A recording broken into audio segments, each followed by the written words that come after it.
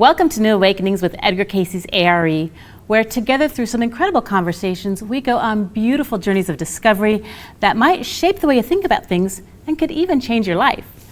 Now, you can see today I'm on my own. My co-host Will has decided to take time off to visit with that flu bug that's been going around. So you have me, but luckily I have some incredible guests joining me here today. First, we have Mary Elizabeth Lynch. She is a retired attorney and mediator, an educator in the fields of spirituality, peace advocacy, and integrative health. She is the president and senior course leader for the Personal Transformation and Courage Institute. She is currently an adjunct faculty member at George Mason University, and she is a life member of Edgar Cayce A.R.E., and she's been a student of the Cayce material since 1976. Now with her we have her husband Mark Thurston, a psychologist, author, and educator who was a staff member at the A.R.E. and Atlantic University for over 3 decades. For the last 16 years, he's worked at George Mason as an associate professor, teaching the science of well-being, resilience, and mindfulness. He's an accomplished author of over a dozen books. He's also a member of the A.R.E. and Atlantic University's Board of Trustees. And there's so much more about these two that if I continued with these introductions, it would take the time of the entire podcast.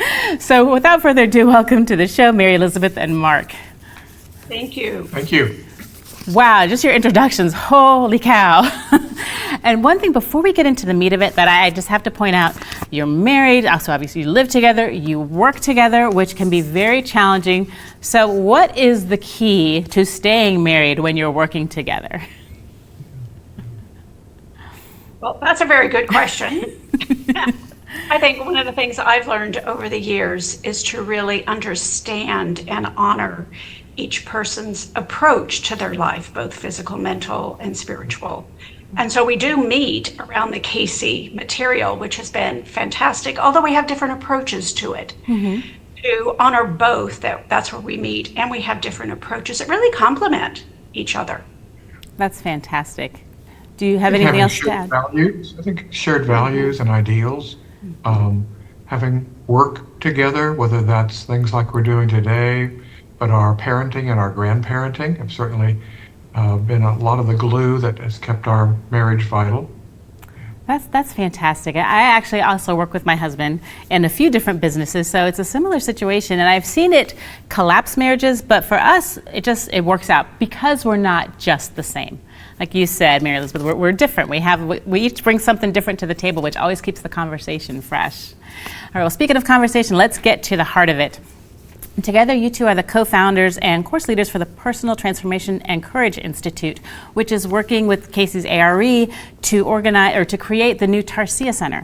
And first things first, what exactly is the Tarsia Center? So the Tarsia Center is evolving organically as well. And I think it's important to note that it's under the direction of Dr. Michelle McNear, who also heads the Cayce Health Center and Spa and Atlantic University. So we're working with her to create a set of programs, if you will, both a set of programs that complement what's already being offered at the A.R.E., but also a set of programs that might bring a little extra. We're really looking for an integration of body, mind, spirit, which I think is at the heart and the promise of the Cayce readings, so that when people come to a Tarsia branded program, they can expect to be working on all levels of themselves and integrating all levels of themselves. Wow. So would you say that this is kind of Cayce started with the hospital or the clinic. Is this like today's extended version of that? Yeah, I think in many ways it is. So we're nearing the 100-year anniversary of the opening of the Cayce Hospital for Research and Enlightenment, as it was called. That's actually where the Research and Enlightenment wording came from before there was an A.R.E. Mm-hmm. And that facility operated for just a couple of years, and then it closed. And there's a lot of stories around why it closed. Mm-hmm. Some of them have centered on the finances and the Depression era setting in and so forth. But some of the stories that I heard from people who were around back in that era before they passed away suggest that people came to the hospital and they got readings from Edgar Cayce, and they really wanted their symptoms to go away. And he was giving them readings around healing and what was in need of transformation for there to really be a full healing. And that was going to need to be something very integrative that often engaged their attitudes, their emotions, their ideals. And not just things like meditate every day or have a castor oil pack or get a massage, as important as those things are too. So we're trying to bring back into focus kind of this middle ground that easily gets lost or sort of glossed over. Well, I think that's wonderful because it feels to me anyways like kind of Western medicine is veered towards just treating the symptoms. And there's so much more involved in our entire bodies, our minds, our spirits, our attitude, what we eat, who we spend time with, that really can affect our bodies. He was just so ahead of his time. And now I feel like we need to get back to his future. Does that make sense? Because he was looking forward, but we need to get back to that looking forward type for health and medicine. So with the Tarsia Center, you have all kinds of incredible programs that you're going to be offering to help people. What are some of the programs specifically that you're going to be offering? Well, I think one of the programs that's upcoming soon, it's a pre-Congress program, June 7 and 8, is the Temple Beautiful program. And as we talk about the Tarsia Center, I think it's really interesting to note that the Tarsia Center might be seen as a continuation of programs that Cayce talked about that were being led in ancient Egypt. Yeah. So this Temple Beautiful program really integrated, if I can use the word integration as sort of the key word for the Tarsia programs, it really integrated linear and nonlinear thinking. We can come to a program and learn conceptually. We can go to a lecture and we can learn a lot.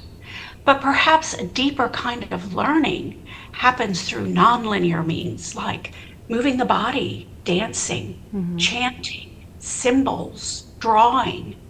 And then to combine those with conceptual learning really treats the entire person. It's a holistic way of learning. And that's what the Temple Beautiful was about. And we want to resurrect that, if you will, through the Tarsia programming. Wow, that sounds wonderful. Now, something like that, would that be offered to people on location at the A.R.E? Is there a different place? Is it online? How would people be able to participate in something like that? Well, this is going to be an in-person program because it's so experiential. That's the focus. Yeah. And then we'll see if we can expand it over the years. This is just a day and a half, June 7, 8. People can come right before Congress and really sort of experience maybe their more parts of themselves, their wholeness, and the community that's working on this and in this together. Why do you feel like people have forgotten that the totality of who we are? Like, why do you feel like there's such a need for programs like this? Yeah. Well, I think we kind of have an instantitis in our culture where we expect things to be able to be accomplished immediately. If anything, our smartphone world has only accentuated that. And, to go back to the Cayce hospital story again, people got impatient. They thought Edgar Cayce was going to give them the magic bullet. And he lays out for them a healing program that really is going to take some time.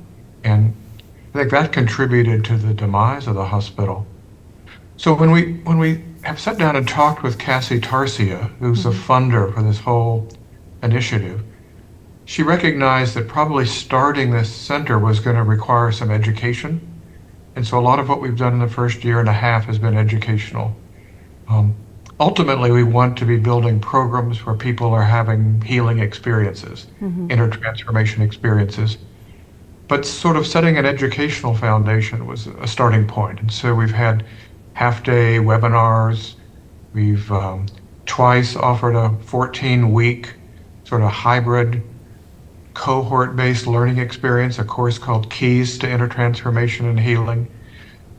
But sort of the signature program so far is this coming together in a cohort, working together for 5 days, getting treatments in the A.R.E. Health Center, working on our ideals, working on the transformation of attitudes and emotions, creating a life seal or drawing a mandala, eating in a healthy Cayce-based dietary sort of way. But the center really is going to need to be multifaceted because we want to reach people other than those who can come to Virginia Beach. Yeah, that's wonderful because so many people need this information and need to have these experiences but just can't get here. Do you think how important is the kind of community aspect of this healing? Can someone just kind of do it on their own, or is it made stronger when you're in a group? Well, I think the Cayce readings and really all spiritual philosophies talk about 3 necessary ingredients that support one's transformation and healing. The first is to have a set of teachings that really resonate to you. And I call them wisdom teachings. And I think Edgar Cayce is a wisdom teacher. And the second is to really understand that the teacher, him or herself, really lived the teachings. So it's not just a set of teachings, but is there really a coherence and integration from the teacher? And so it really creates a lineage, if you will. You know, so you not only follow in the footsteps of the teaching, but you follow in the footsteps of the teacher and look at their lives. Edgar Cayce did not have an easy life. Yeah. And yet he was true to the last, to the teachings that came through him. And then the third is community. In some spiritual traditions, that's called an ashram or a sangha. But we learn from each other as well, because we really are so deeply interconnected that your suffering is really my suffering. Your success is really my success. It's the same pattern. It might manifest differently, but when we really experience that interconnection in a group, we see that we're all in this together. And it brings us back to this law of oneness that really was a central teaching of Edgar Cayce's readings. And that's so important because I think right now one of the problems we're having is we're all feeling very individual.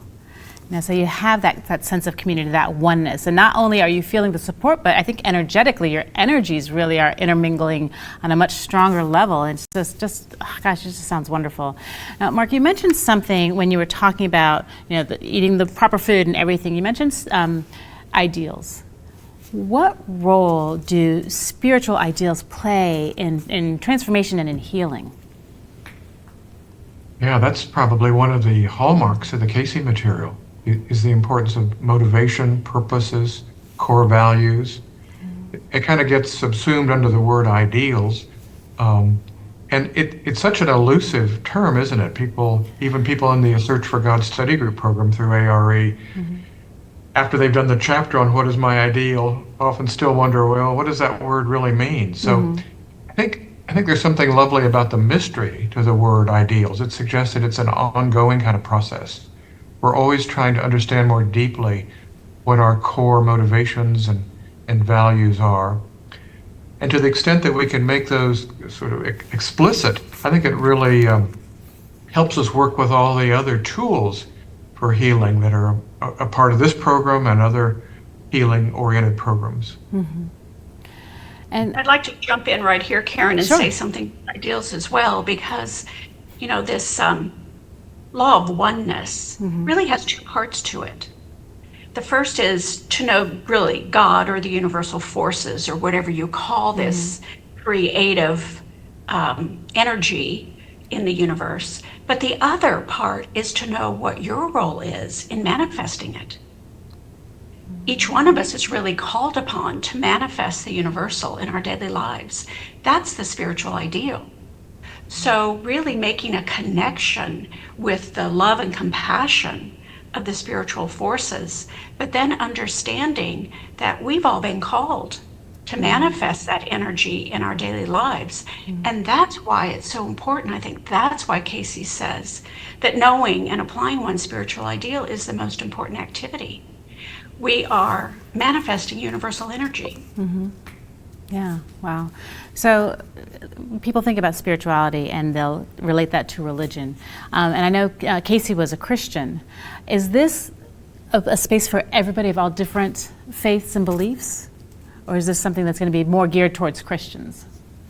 For the Tarsia program or Yeah. A.R.E.? I'm sorry, the Tarsia program. Oh, yeah, I mean, like the A.R.E. in general, we're trying to have a big tent here where people of different faith traditions can find a place. And particularly if we can make that distinction between spirituality and religion, I think we can quickly see that there's room for everybody, to be sure. And I think when someone's spirituality is really supported, their personal religion can even become stronger, or their faith in what they believe can even become stronger and ultimately help them to be a better person. So is there anyone in particular you are trying to reach with these programs? Like who will these programs benefit the most, do you think? Well, we all know that we're in a time of a lot of turmoil and frustration. And these aren't unique times. And so to really understand that life really is a process of ups and downs, and sometimes there are peaks and sometimes there are really valleys. And this kind of programming really helps us understand that bigger picture and helps us be able to navigate the ups and downs of life in a way that we really take advantage of the opportunities, because oftentimes we don't do that. We let them pass by because we don't see them. We see them through the lens of our spiritual ideals and through our meditations. But then what do we do with the challenging times, like now? Yeah. Can those be transformed in a way that they really help us develop spiritually?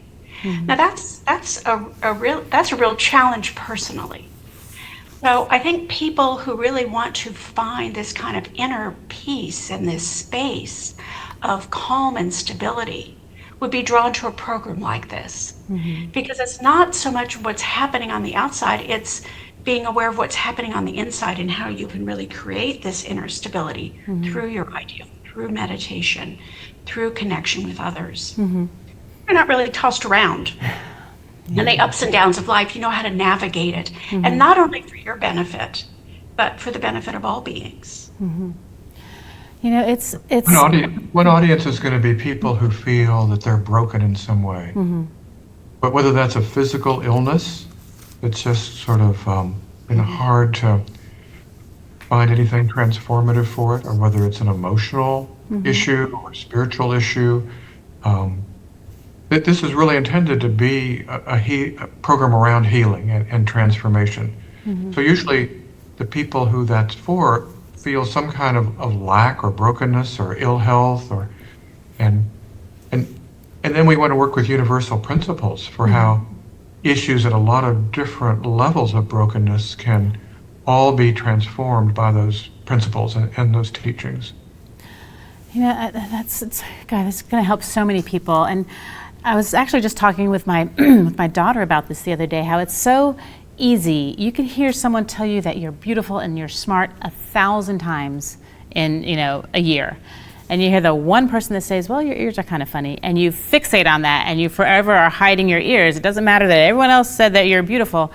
And I feel like that tends to be so much easier for us to fixate on the negative and to let ourselves kind of get swallowed up in that. And I'm seeing that, and I'm sure you all are seeing that so much now. What would you say would be an easy kind of like a first step or a lifeline to throw out to people, and something easy to help them start on this path? Well, I think we need to understand that neuroscientists also tell us that the way we've survived is to look out for danger. Yeah.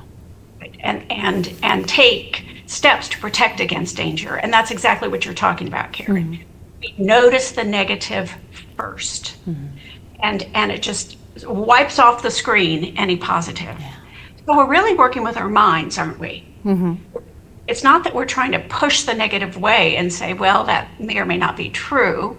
We're trying to say, okay, that might be part of who I am, but what's the other part of who I am? Do you see, it's expanding the way that we see ourselves. It's not collapsing the way that we see ourselves. And again, that brings us back to meditation, and it brings us back to ideals. It also brings us back to some of the affirmations that Cayce continually put forward. Affirmations are really what's called in Buddhism a mantra. It's a mind training tool. And we start to train our minds, hopefully. We help our children train their minds with these positive mantras. I used to say to our children, "You are almost perfect." They now say that back to me. Well, if I'm almost perfect, that's great. How come other people aren't seeing how perfect I am? But to plant those seeds, we plant them in others, we need to be able to give that to ourselves. And that really is part of the work of the spiritual ideal. We have found that it's actually harder for people to claim their goodness. It is. Than it is their failings. And yet we cannot really heal our failings unless we have a strong container of our goodness to hold it. Yeah, that's such a great point. That's such a great point. And it takes a certain amount of I guess, pulling up that feeling of self-worth and remembering the things your mom told you as a kid. Maybe she was right. Maybe I do have this wonderful value. And it takes a little bit of courage to do that, which brings me to my next question. Since this is a collaboration with the Personal Transformation and Courage Institute, what role or how important is courage in transformation and healing? Great. Yeah.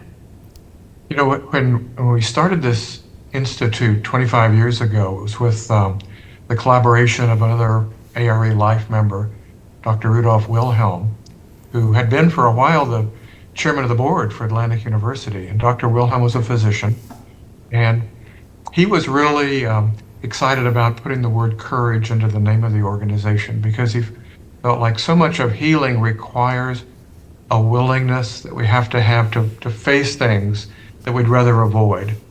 It really it is an act of affirming our wholeness to be able to step in and recognize the resources that we have for dealing with things that would otherwise scare us or keep us stuck in the things that are making us ill or making us unhappy. And the word courage really comes out of the French word coeur, for the heart. Oh, I never thought of that. They think of that chakra. It's in the middle. So it's halfway between the 3 lower and the 3 upper chakras. It really is what grounds us. And the heart chakra really has to do with compassion and love, as well as courage. We think of courage as sort of barreling through something. But courage can also really be a tenderness toward ourselves, an acceptance of ourselves, a love and compassion toward ourselves, which we're finding neuroscientists are saying that really is part of the key of inner transformation. Wow. Yeah, you think of courage and you have a very different, thought. You're being brave, but courage to surrender. Courage to surrender. Wow, that's amazing. And I cannot believe it. We are pretty much just about out of time. This has gone by so quickly. I had so many more questions I wanted to ask you. And I think it's so wonderful, all the work you two are putting. I can tell you're passionate about it. You've given me so much information, giving all of us so much information. If people wanted to learn more about the Tarsia Center or about your institute, what are the best ways for them to do that? If you go to edgarcayce.org/Tarsia, Tarsia, it has a description of Cayce Tarsia and the programs and the things that we're offering. I think within our little bio statements, there's things about how to learn more about PTCI. And I want people to understand that this Center for Inner Transformation and Healing isn't another building at the A.R.E. headquarters. This is almost like a university, has centers where it's using the resources of the whole to specialize in a particular theme or topic. And so we're working in collaboration with the other departments and resources at A.R.E. in that sense of there being a center of activity, a center of emphasis and program. Well, that's wonderful. And for your Personal Transformation and Courage Institute, how would they find out more about that? I think it's transformationandcourage.org. So it's kind of run together as one word, transformationandcourage.org. Well, perfect. We'll make sure everyone gets that information. Thank you so much for everything you are doing. Thank you for taking your time out of your day. I know you're so busy to sit here and talk with me and share all of this wonderful stuff. It has been a pleasure to meet you both. Thank you, Karen. Thanks, Karen, very Same much. to you. Thank you. And thank you for watching. If you've missed any of this incredible episode or want to see the rest of them, you can find them all at edgarcayce.org/resources. We will see you next time on New Awakenings with Edgar Cayce's A.R.E. Bye-bye.